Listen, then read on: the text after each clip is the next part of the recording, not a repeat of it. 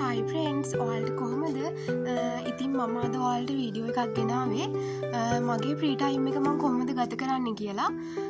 ඉතින් මම ඔයාලට පෙන්නන්නම් මම ෆ්‍රී ටයිම් එකේ නයිමිරිස් පැල වැව්වා.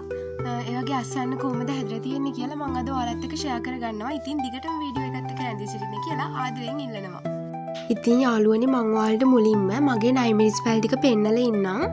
මෙතන මේ පැල 10ක් වගේ පොඩි ප්‍රමාණයක් තමයි මම හදලා තියෙන්නේ. මේකෙදි ඇත්තටම මම මේ අර වගා කරන්න භාවිත කරේ කඩේ තියෙන කළු පාට පොලිතින් බෑග් එක දන්නවනේ ඔයාලා. අන්න ඒ පොලිතින් බෑග් එක පාවිච්චි කරලා තමයි මේවා හදලා තියෙන්නේ. ඉතින් ඇත්තටම මේ පැල මිලදී ගත්තේ අර පැල තවන් තියෙන්නේ. ඒ වගේන් ඒවටත් ගිය රුපියල් 500ක් වගේ පොඩි මුදලක්. මං හිතනවා මේ පාවිච්චි කරපු මුදලට වඩා හොඳ ලාභයක් මේ පැලවලින් ලබන්න පුළුවන් කියලා මම මුලින්ම මේ හදලා බලන්න හරියයිද කියලා බලන්න තමයි පැල 10ක් වගා කරේ. මං හිතනවා ඒක සාර්ථකයි කියලා. මොකද හොඳට කරල් හැදිලා තියෙනවා. මම ඔයාලට ළඟට කරලා පෙන්නන්නම් මේ කරල් හොඳටම හැදිලා තියෙන්නේ. තවත් දෙයක් තමයි ඔයාලට කියන්න ඕනි. මම මේව සත්තුන්ගෙන් බේර ගන්න නම් කෘමිනාශක පාවිච්චි කරා.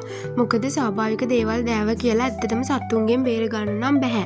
ඒකට කෘමිනාශකයක් පාවිච්චි කරන්නම වෙනවා. දැන් අපි බලමුකෝ කොහොමද මේ වගේ අස්වැන්න හැදිලා තියෙන්නේ කියලා. මම මෙන්න මේ විදිහට පොඩ්ඩක් ගහෙන් ගහ පෙන්නන්නම් මිරිස් කොච්චර හැදිලා තියෙයිද කියලා. තව මේ වගේ හැදෙන්න තියෙනවා.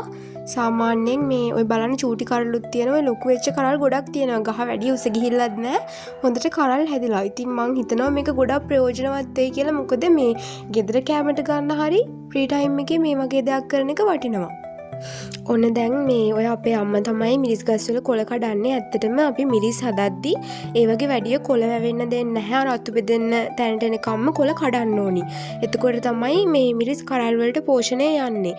කොළ වැඩිපුර හැදුනොත් එහෙම ඇත්තටම කරල් ලොකු වෙන්නේ නැහැ. කරල් වලට පෝෂණයක් යන්නේ නැහැ. මට වීඩියෝ එක කරන ගමන් කොළ කඩන්න අමාරුයි. ඒ නිසා තමයි අම්මා මේ කොළ කඩන්නේ ඔය. ඊට පස්සේ මේ කොළ කඩාගද්දි විශේෂයෙන් මතක තියාගන්න ඕනි ගහට ඩැමේජ් එකක් වෙන්නේ නැති විදියට තමයි කඩන්න ඕනි. මොකද කඳ හීරුනොත් එහෙම ගහ මැලවෙන්න ඉඩ තියෙනවා. ඊට පස්සේ අපි ඔයාලට පෙන්නන්නම් මේ වගේ මේ කරල් කඩා ගන්න විදියත්. ඒකටනේ අපි ආසාවෙන් බලාගෙන ඉන්නේ. ඉතින් මේ බලන්න යාළුවනේ කරල් ඉදලත් තියෙනවා. ඉතින් ඔයාලට තව අලුත් පැල ගේන්න ඕනේ නැහැ. මෙහෙම පැල කීපයක් හැදුවාම ඒ වගේ හැදෙන කරල් ඉදුනහම ඒ යට දාලා ඔයාලට තව පැල බෝ කරගන්න පුළුවන්.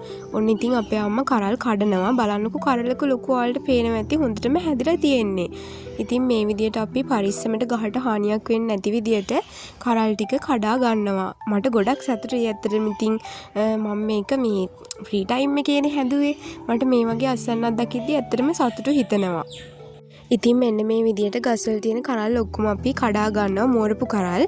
අනිත් ලපටි සන්දියේ කරල් තියෙන්න ඉන්නවා. ඒවා ලොකු නම් අපිට කඩා ගන්න පුළුවන්නේ. ඉතින් මේ විදියට මේ නයිමිරිස් ඇත්තටම කෑමකට පාවිච්චි කරත් ඒක ගොඩක් රසවත්. ඒ නිසා ඉතින් ගෙදරම හදා ගන්න පුළුවන් නම් ගොඩක් හොඳයි. අපිට එතකොට කඩෙන් ගන්න මුදල් වැය කරන්න ඕනේ නැහැ. මොකද මේ වගේ ප්‍රමාණයක් කියන්නේ ගොඩක් හැදෙනවනේ. ඒක අපිට ගොඩක් වටිනවා එළවලු වලට එහෙම පාවිච්චි කරන්න. ඔන්න ඉතින් දැන් අපි මිරිස් කරල් කඩලා ඉවර වෙන්න යන්නේ. මම අවසානට ඔයාලට පෙන්නන්නම් කොච්චර අස්වැන්නක් අපි කඩා ගත්තද කියලා. ඉතින් ඔන්න අපි මිරිස් කඩලා ඉවරයි.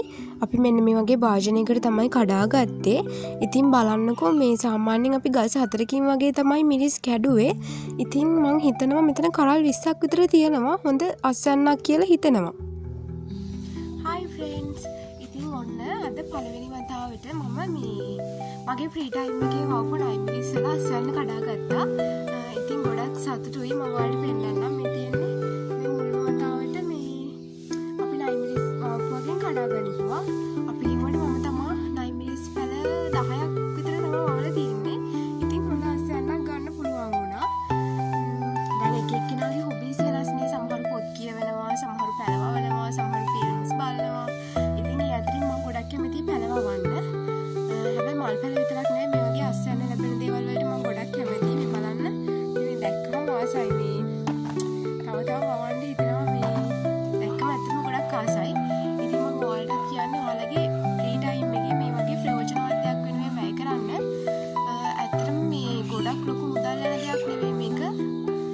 අපිට ගෙදර තියෙන ඔය පස්සේ ඊට පස්සේ මේ කොම්පෝස්ට් වගේ දේවල් දාලා මිශ්‍රණය හදලා නිකම්ම පැල ඉඳලා වවන්න තමයි තියෙන්නේ. ඊට පස්සේ ඔය කෘමීන්ගෙන් බේර ගන්න කෘමිනාශක වගේ දෙයක් ප්‍රශ්නයක් නැහැ. ඉතින් කොහොම හරි මේ මාස 4ක් වගේ කෙටි කාලයක් තුළ මෙන්න මේ වගේ අස්වැන්නක් ගන්න පුළුවන් වුණා. තව ගස්වල තියෙනවා ගොඩක් මේ පොඩි ප්‍රමාණයක් හැදුවේ. ඉතින් මම ඔයාලට කියන්නේ ඔයාලගේ නිකරුණේ විනාශ කරලා දාන කාලය මේ වගේ ප්‍රයෝජනවත් දෙයක් වෙනුවෙන් වැය කරන්න. ඉතින් තවත් වීඩියෝ එකකින් හම්බ වෙනකම් ගිහින් එන්නම්. බයි බයි.